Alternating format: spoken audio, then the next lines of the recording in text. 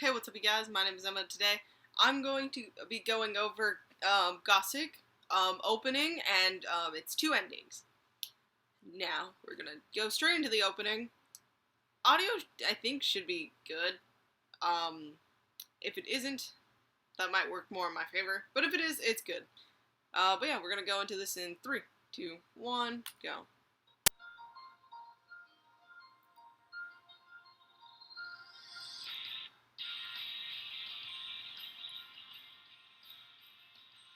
I've just been rewatching this show, and yeah, no, it's brought back this feeling here.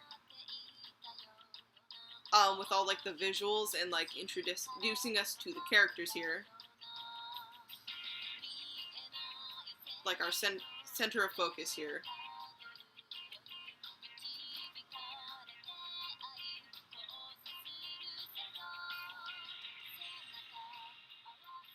And like kind of things to look for, like interaction to look forward to in a sense.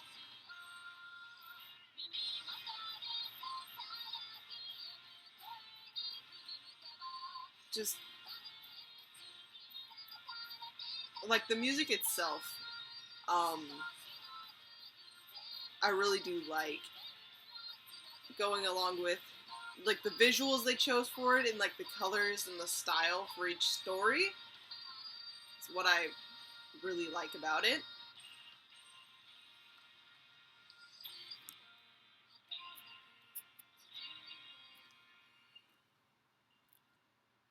Okay. Now, like I said, I want to go over it. So, we have Cujo and Victorica, but just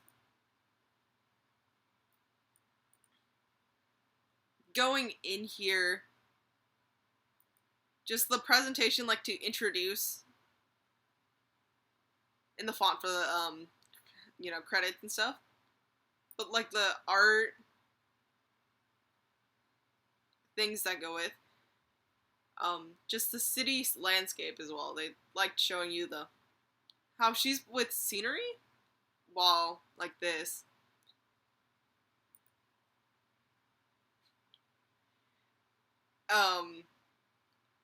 And like I said, definitely a lot of interactions where it's kind of fun to look at them thinking back to like the first case, like the first ever time Cujo, and I think probably Victorica even left, but like when she was able to leave the school grounds for the Queen Betty, and she just packed all that stuff, and he's all bouncing and like just showing her around. Yeah, like just showing her around town, and she's like, "What's this, this, and this?" All of that, like getting to see it and pinpoint it. And that one I think was a reference to, I'm forgetting the name, but with the flowers, like the color is what's reminded me of that. And just her, the inspector, I'm forgetting his name, and then Avril, and then we got the teacher. I literally just learned her name again. Sophie, like as she's the caretaker, and she's making pancakes that look amazing. To even the guy who's not really an antagonist, but he does come up a lot. And like kind of the true antagonist, what foretelling like that, and gets further away, and just herself connecting her to the Leviathan case, right there. Okay, I don't know when was the first time I ever noticed this within the opening itself, but like going from like connecting Victorica to Leviathan, going over to when they're portraying when she went back, when she went to Village of Grey Wolves. I'm forgetting the name of it too, but when she went there it was the festival. They used a pop-up book almost like Leviathan did, having the some key people like right in this area. Like maybe like her getting the news, that could be, and just from the flower petals going by to where they first meet, and where they spend a lot of time interacting and hanging out. That's just a lot. I truthfully love this opening, and it's one of the biggest things that sticks with me when I think back to Gosick or anything like that. Like, I hear this song and I'm just instantly drawn back into it. Just everything about it. Because there is a lot, like, when you watch it, like, probably your first time through, you're probably like, you're like, what's all these things from? And then, for me, even though while watching shows like Fairy Tail and stuff where, openings do tend to be quite spoilery, I never notice anything within the opening until it's pointed out in the show, and then I'm like, oh, that was in the opening. And, sometimes I never even realized it was in the opening. But that's kind of, like, something I never caught on with this. Like, I just love the opening, I watched it, but I never, like, made those connections, which are kind of just there to begin with. And once again, like, I love the song.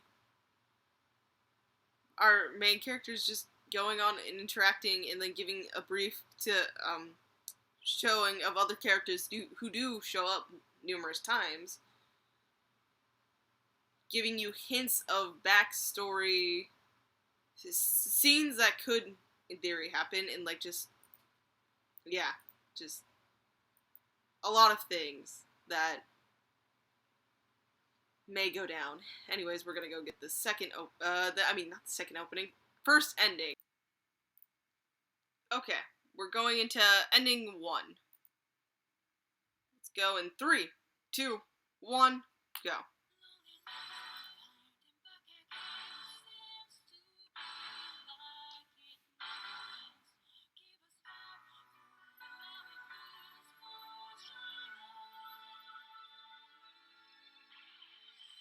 A lot of this is still framed, but there is animation towards middle end. But yes.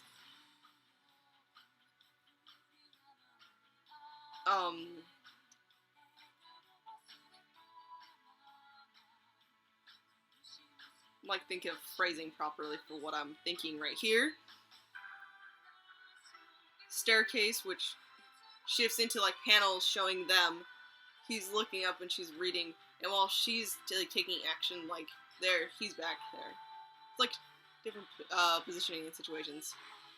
And, like, the flowers with the 2 butterflies surrounding each other, just together. Oh, right there. I'll talk about that, but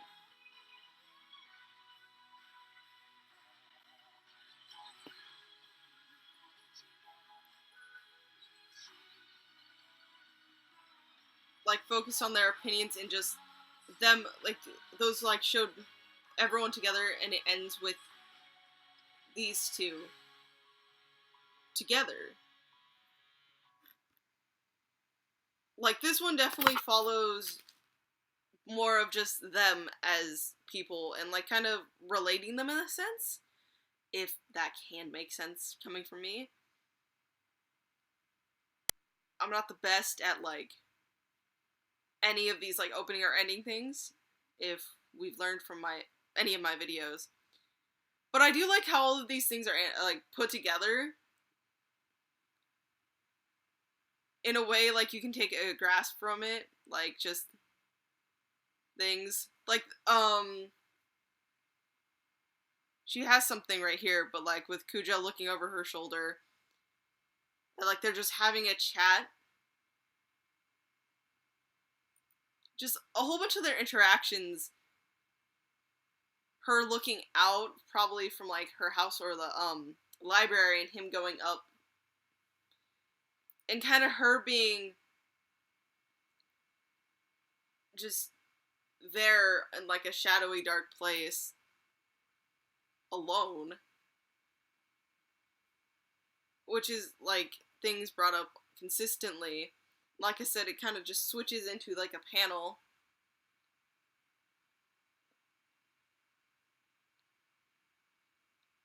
Just, I really like that a lot. And then, like, just like I said, with here, the butterflies, as they're staying connected with the, like, I like the colors and how they went, okay, here. Like, you see her as a doll here, which is something they do use, in a sense, for a few moments in time, where they reference her being like a doll. But it shows them reaching out for each other. Shows like, yeah. Load properly.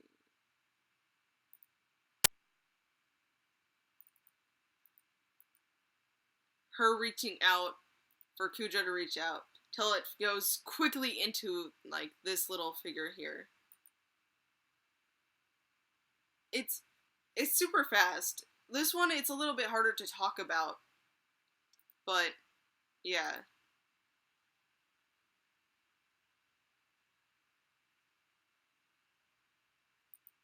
Like how she's just always there, because in a lot of situations, his first thoughts go back to Victorica.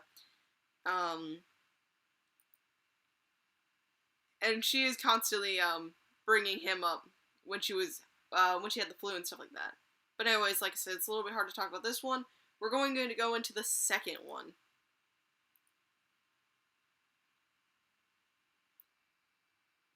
Okay. Over here. We're going to start in 3, 2, 1, now.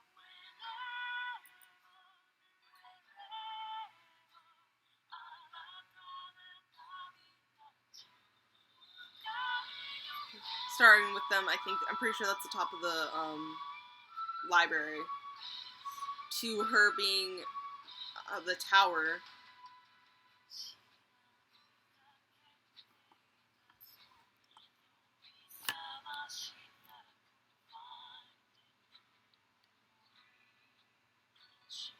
And like use of butterflies here, where they showed up in the last ending. To Cujo. All of his gifts and like their little tiny journeys.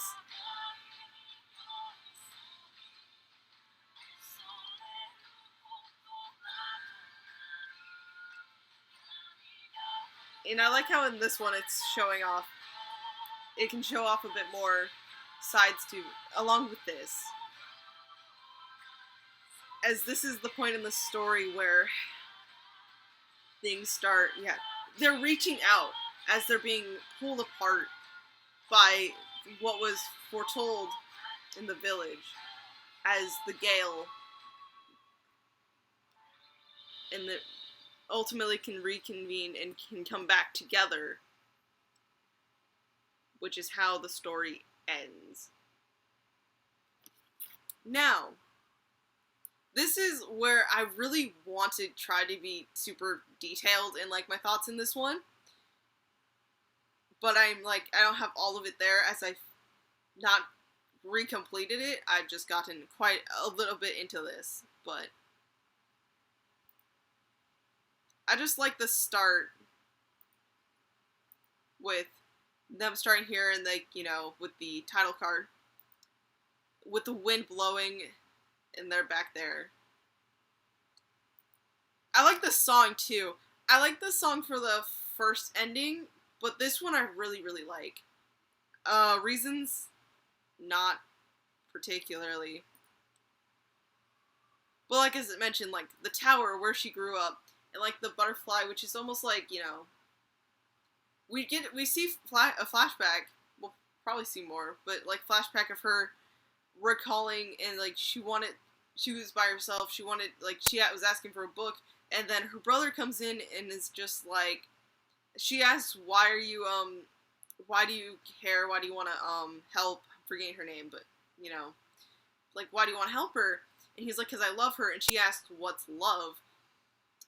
Because she's always been here by herself, and she wasn't treated as a human.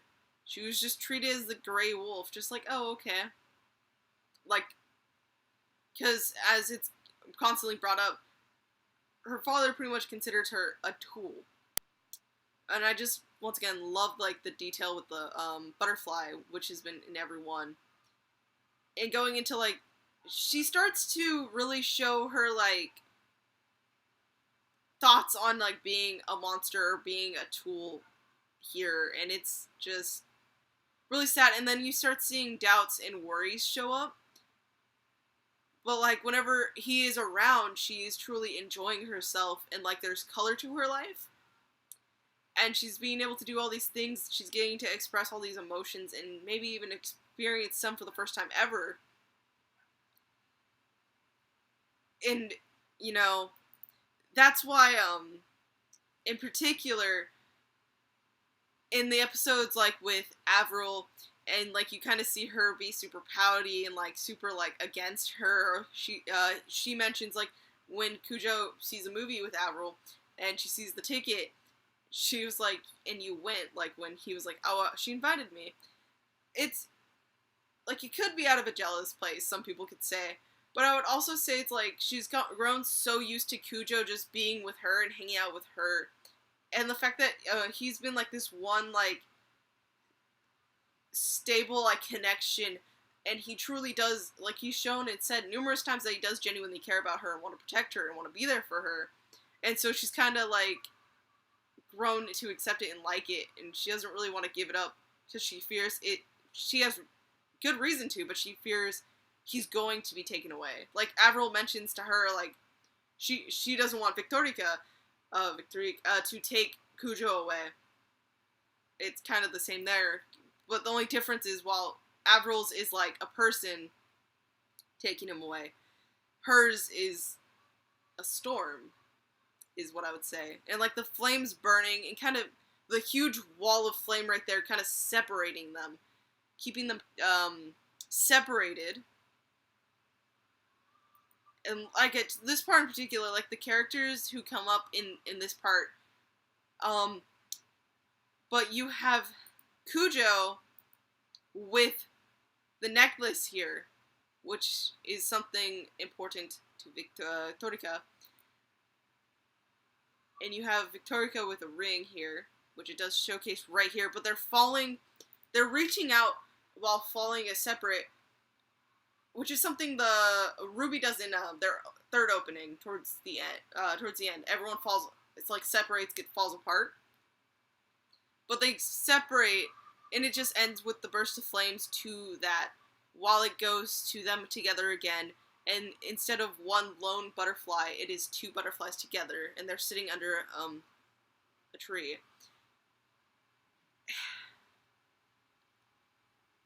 While I don't have clear memories of this arc, like, where all of the more sad separation stuff goes down, the storm part of this ending arc here, like, I just have the emotions left from it.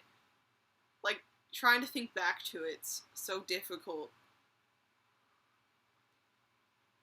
Like, I can recall my emotions, like, hearing that they're going to be separated and instantly being like, no, and just fearing for all that, and then they bring it up at the end of episode, I think, 15, in particular, where she's like, so you won't be able to find me? And he's like, no, I'll always be able to find you like this. You know, and they both thinking back to the news of, you'll be torn apart, but your hearts will always be together. And, once again, it's just, I don't know, this show messed with me on so many levels, and that's kind of why I wanted to try talking about it, even if I'm not the most eloquent when it comes to opening analysis or ending analysis. I just really did want to talk about this one, because it means a lot. I would love to hear your guys' thoughts on, like, the openings and endings, or even the story itself. Obviously, I've mentioned it, I really do love this show. I love the characters. I got really invested, and, it may have been years back when I watched it first, but just re-watching it has really been a very nice, fun experience. Like, it's enjoyable. I just don't think fun's the right word to describe what's coming up next, or some of the things that have already happened. And yeah, it has its, like, the show does have its comedic moments, but it also has a lot of its mystery, but then underarching sadness and madness to it. That is, yeah. But whatever. I just want to stay at this point where they're together, and like a day they don't have to worry about that imminent doom of being separated. But just I'm sorry, I don't know why it's so painful, but just seeing them, like, getting to go through all of their interactions together and then we, like, really get to see the storm, the gale, all of that actually appear, while this ending, like, the song itself, like, the lyrics and stuff like that are very fitting, is all I can really say for it. But, like, seeing this at the end of the episodes, especially when things start going bad for them, like, the first part's like, oh yes, this, and then you start going into this downward spiral with flames and for the most part, major characters, and him. Yeah. It's something. That's all I can really say for it. But once again, I would really love to hear your thoughts on this. I'm sorry if this was mostly jabber.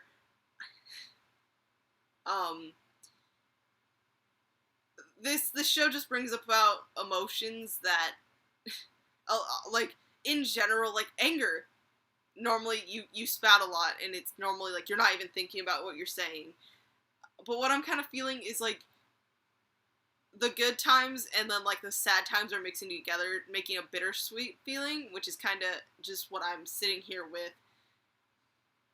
And, yeah, that just explains this whole video in itself. Once again, though, I would love to hear your thoughts. What ending was your favorite? But not only that, what, like, do you, like, when you listen to the opening, is it still, like, did you ever skip the opening? I obviously have skipped openings for shows before. It's not new. I've done it so many times. Like, it's happened. But I don't recall once ever skipping the opening for, Gosick. I don't even think I skipped the endings, which is a feat in itself, considering that is something that I almost always did. Especially if it was a show that I was just binging. I would just never listen to the ED. But yeah. This video is actually quite long. Most of it's rambling and stuff like that. But I was really just trying to get across kind of my thoughts on it when I was, like, watching it. Because, yeah, it's a lot. Just,